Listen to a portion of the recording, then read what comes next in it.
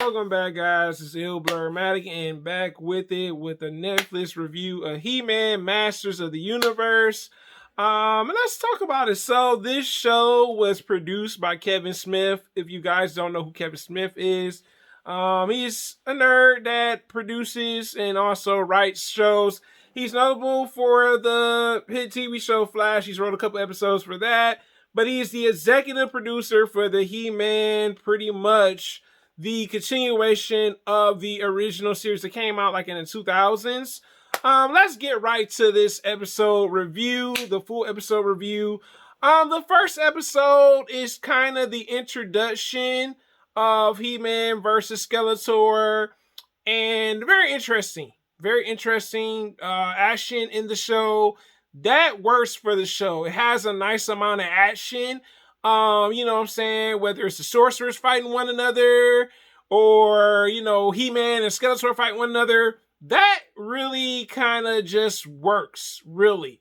What I liked about this so far, with the episodes, 5 episodes it is total of the show. Totally fine with me. I get a lot of the shows nowadays, there's either 5 or 6 episodes, 8 episodes, 3 episodes. I guess 5 episodes kind of was the length for it, because I'm pretty sure with Netflix does this with shows. It gives a part 1, then later on a part 2. So that was okay. I'm totally fine with 5 episodes for a show.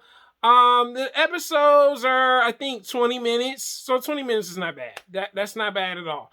But let's get to the voice acting of the show. Love Mark Hamill. Mark Hamill did a great job playing Skeletor. I did not know that was Mark Hamill voicing Skeletor. Very interesting. I was like, Mark Hamill he gets these roles, and I'm just like, yo, Mark Hamill plays the Joker. You know what I'm saying? He's playing Skeletor. Like, what else can Mark Hamill do that's very interesting with the voice acting? And like I said, it wasn't like sometimes you knew it was him, but then you're like, oh, okay. Then they had the other person that played He-Man, also known as Prince Adam too. Same voice actor from the original series. I'm not for sure if Mark Hamill was in the original series that came out in the 2000s, but if someone knows, let me know in the comments. But the voice acting was really good, believable. But we learn about how the kingdom thrives without pretty much Skeletor and He-Man, and also Prince Adam.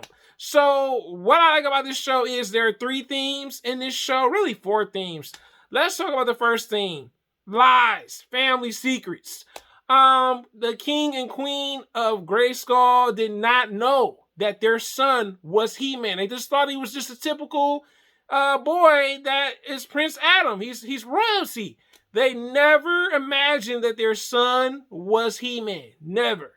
Also, Teela, his best friend that we see mainly in this series, did not know that Prince Adam was also He-Man. So pretty much there were lies, deceptions, and deceits within this. You know what I'm saying? Some of his friends didn't know, some of his family didn't know. And Teela and her father was banished from Grayskull, the kingdom that Prince Adam protects as He-Man. Okay?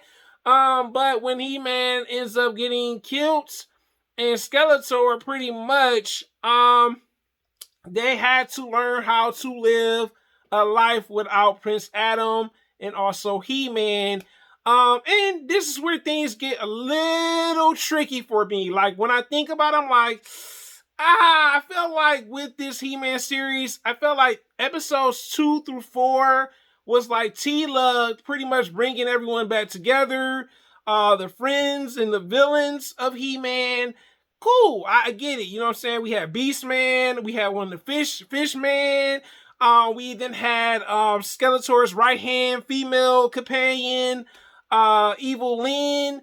I think that worked because we got a chance to see Teela deal with, siding with the villain and kind of becoming allies. That worked, but I felt like episodes 2 through 4 was like Teela's adventures, not He-Man's adventures of the universe. I'm sorry.